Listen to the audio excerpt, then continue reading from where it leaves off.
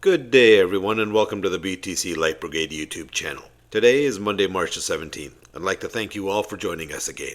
And on this channel, we analyze the BTC USD chart on a 5-minute intraday level. And how we do that is looking at time rather than price. So what we do is make a forecast the night before, usually right before the Asian session starts.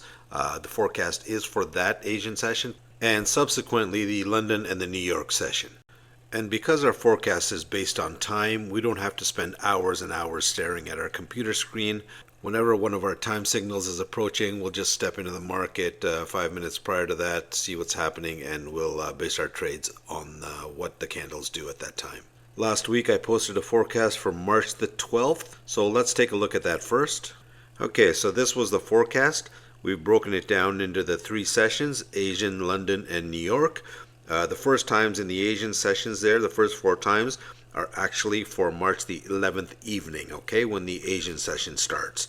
We kick over to the 12th once you see the timing where it says 12:25. And all the timings are in North American Eastern Standard Time. Let's go over to the chart now and see how we did. Alright, so what we're looking at here is the BTC USD chart on a 5-minute time frame.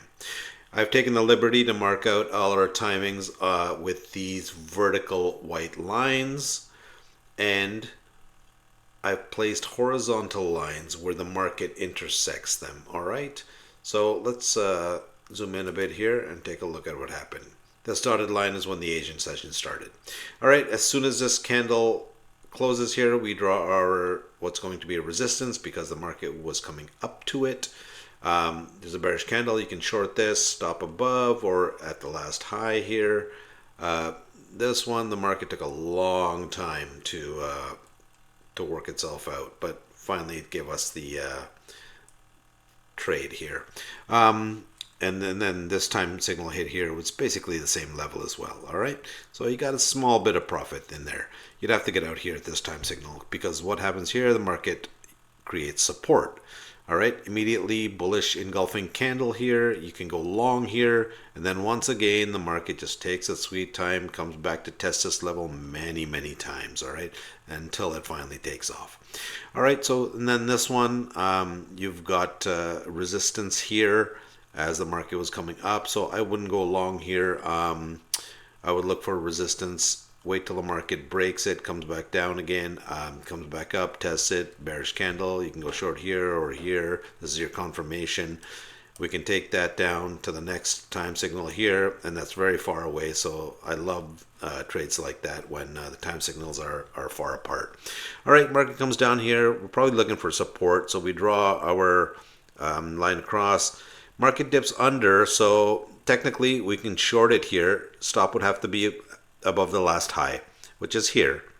Okay, again it comes back up, test, another bearish candle, comes back up to test, just kind of goes sideways, comes a little bit above, but then another time signal hits and it cannot get past there. Bearish candle, you're good for the short here. All right, next one. Market has run quite a ways here. It tries to go up. It starts to pull back on a few candles, but that's when the time signal hits. We draw our support line. You're getting bullish candles here. You can take that long. Next time signal is far away, so you're probably good to go. Market goes up, gives us some nice profit. You might have gotten out here at this bearish candle.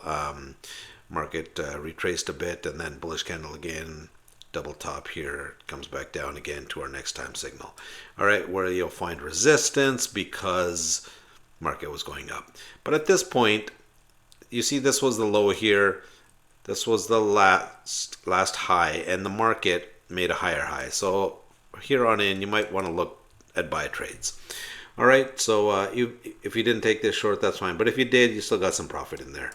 All right, you might have to get out here with these bullish candles. Next trade, right here. Market's been coming up, hits our time signal. We draw our support line.